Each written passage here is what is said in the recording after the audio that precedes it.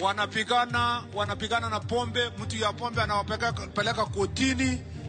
Saa zingine wanapigwa na goons. Jatend migao mar arita oyango ni kweth mag njore sani korogota achio gwenge ma imbo ma Kenya. The physical presence of the third accused is dispensed with, but she must appear virtually. Doho ma Kisumu ochako kendo winjo buch nek mar Baby Pendo kibiro chiw tarik mar yalo bila mitudo gi nek mare. Nowacho ni dhako ka dhako nyaka bedi gi deche, kendo nyaka opur chiemo ma ochamo, kendo momiyo nyithindo gi jodalane. Familia kod girube mag mine ma pachoka noloso nyasi mar dhialo kendo paro Mama Phoebe Asio.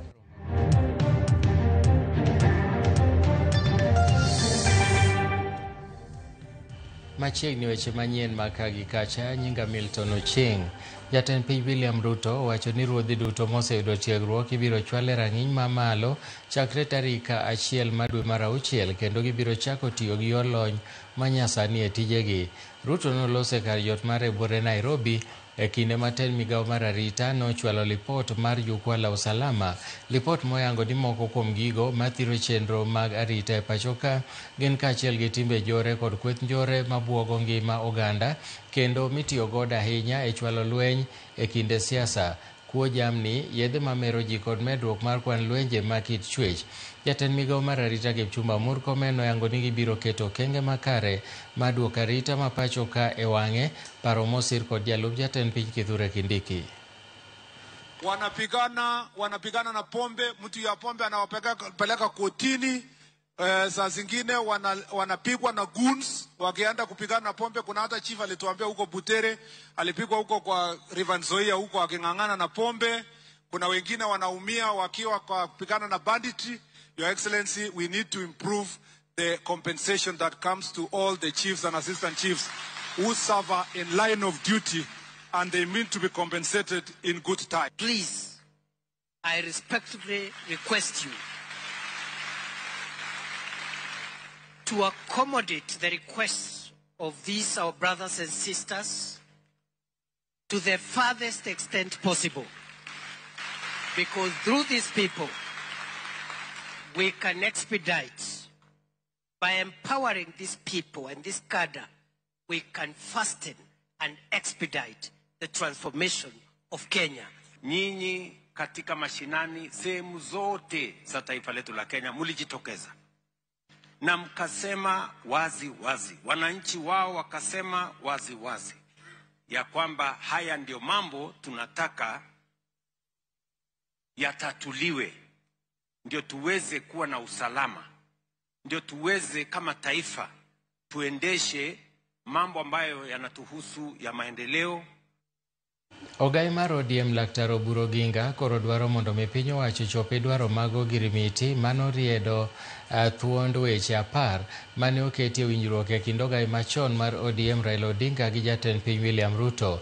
Oburu nolero ni keto e tim dwaro makamano biro konyo tieko midhiero ma jo Kenya kale. Jatelo nolero magi e seche mane odhi e rwak ma jood bura manyien maende noyier go tiko mar ODM e lok tich maduong' burano Machungwa House. Nyasi no bende noyuorie kod apisas madito mag ODM kamoting'o jagoro maduong' Edwin Sifuna. I want you, members of ODM, to be proud. You should be proud, but we should work hard, because if we don't work hard and make our party strong, we are going to be taken for granted.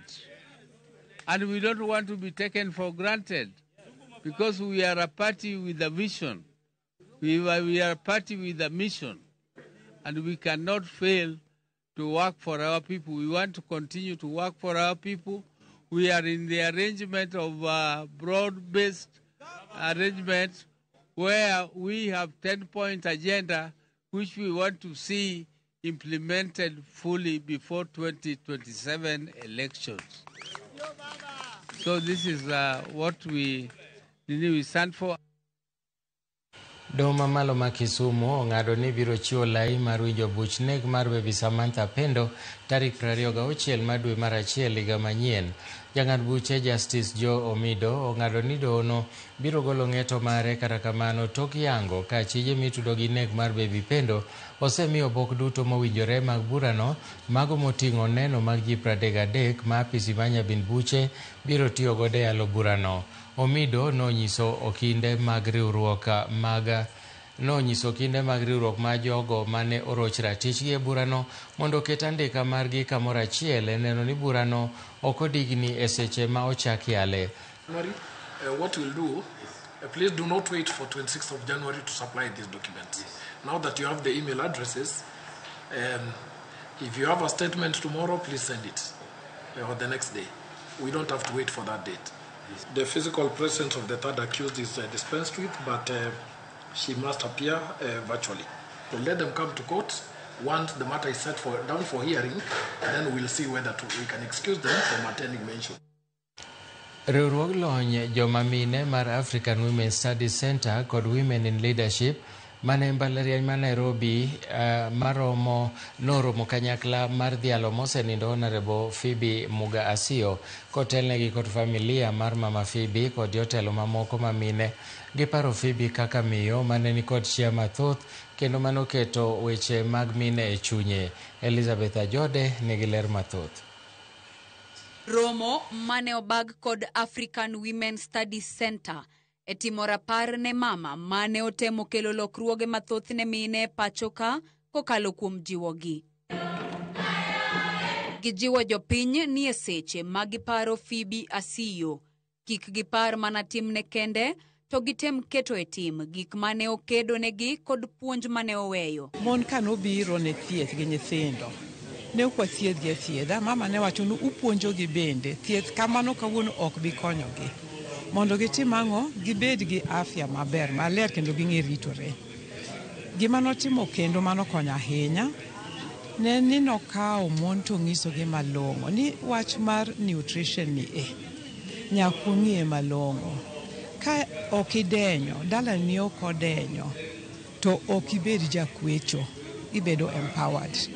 Nowacho ni dhako ka dhako nyaka bedi gi deche, kendo nyaka opur chiemo ma ochamo kendo momiyo nyithindo gi jodalane. Jotelo mamoko to tiyo kod thuolono e jiwo rawere matindo mondo oti kod thuolo kod okenge ma opogore magintie e kelo lokruoge mopogore pachoka. I'm talking to the younger generation. Life is completely different from what we were and what it is now. So the challenge is, do not forget history.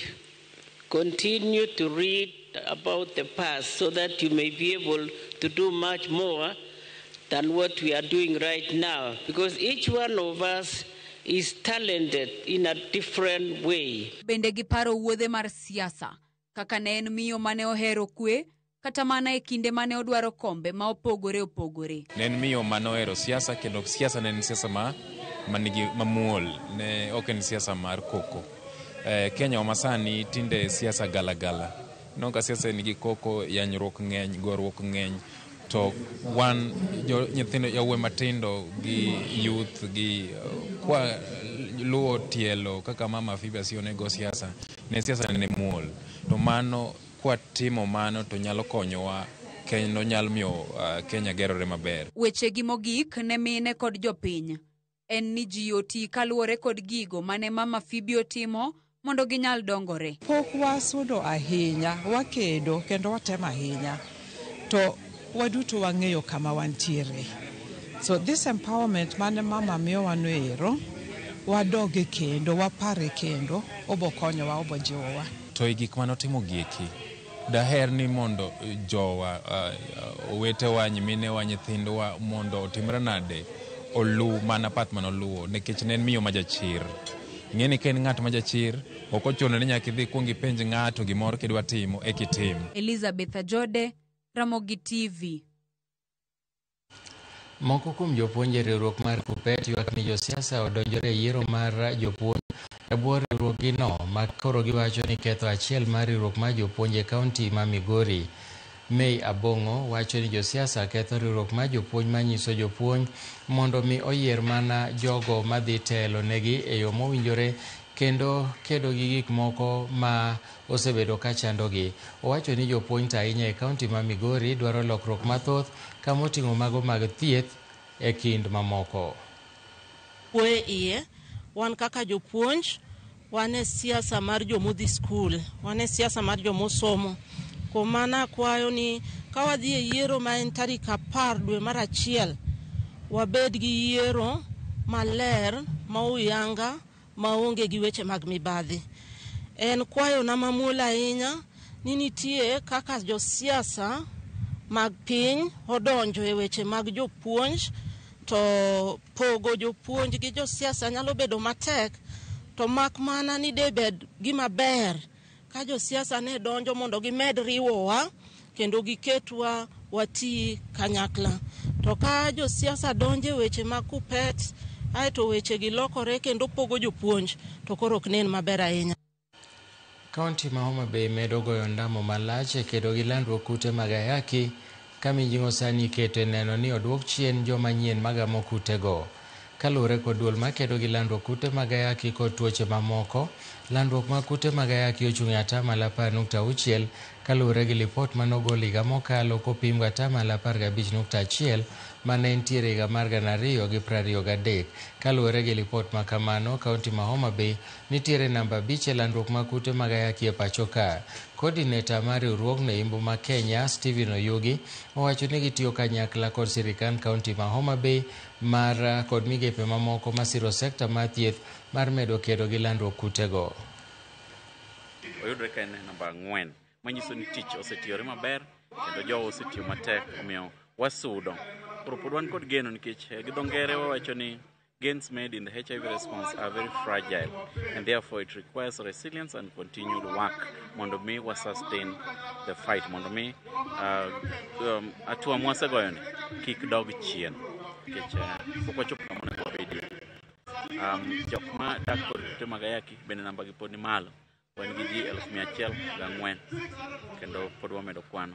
Koro miyo pod wakwayo jo Homa Bay te gi donors magwa mondo wameda tich motegno, kik wadog chien kwaparo ni gino osedok piny. Gima rach kendo makoro wachako ng'iyo ni kendo jok ma koro yudo infection manyien, jok ma chako yudo ayaki manyien, ng'eny gi gine group ma jok moluongo ni youth, jok ma chakre higni 18 nyaka higni 35. To magi e jok ma pod nigi teko mar konyowa mondo wager pinywani. Ka jogi kendo koro nigi ayaki dhi bedo tich matek, omiyo nakwayo mondo waduto wamakre kanyakla mondo wapuonj ji kendo wa make sure ni yedhe bende nitie moromo mondo waduok gini piny. Kinde ma piny mangima higo ndalo 16 ma kedo gi ratich oganda, moko kuom jokedo ne ratich oganda kod jood bura e kaunti ma Siaya oseyo piny owacho kuom paro mar tieko chuth kuonde rito nyithindo maonge mier kata orphanages, ka giwacho ni piny owacho onge gi nyalo moromo mar rito nyithindogi nimar kata okenge malong'o ma ginyalo nyiso ma gisekawo bende onge. Kotelnegi kod Elizabeth Ngoru mar Hezron kata mar Horizon Empower Baba Nyumbani, ne ginyiso luoro margi ni nyithindo mang'aw e kuonde rito nyithindogi nyalo yudore kama rach, ka koro gikwayo piny owacho mondo okuong oket okenge mong'ith manyalo miyo gi geno ni chenrono biro dhi nyime e yo makare motelo ne kete e tim.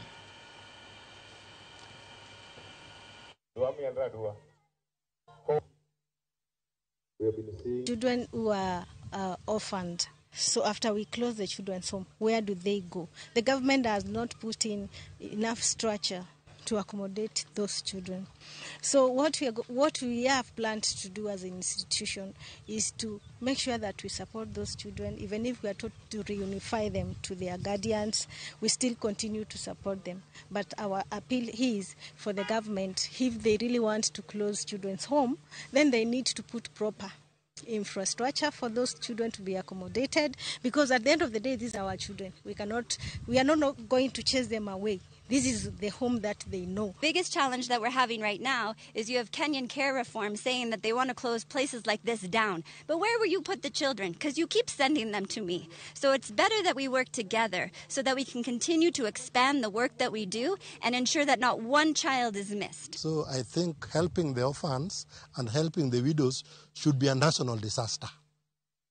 We should think of that and even put a budget nationally and even in the county, a budget that will cater for orphans and widows.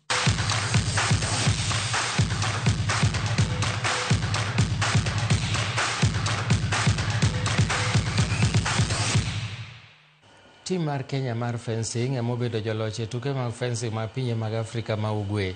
Tukego osebedo kadhi nyime Karen Village, Nairobi. Kenya noyudo goldi 3, silver 4 to gi bronze 4. Kenya notimo maber e rang'iny mar foil mar chuo kod mine kama ne giloyo midila duto 3 e kidieny ka kidieny. Jo Kenya bende noloyo rang'iny mar spi kama jotugo Wanyoi Kemburu, Brian Mulei to gi Victor Odhiambo noyudo midila mar gold, silver to gi bronze. Kenya koro biro bago tuke mamoko ma kamago higa manyien.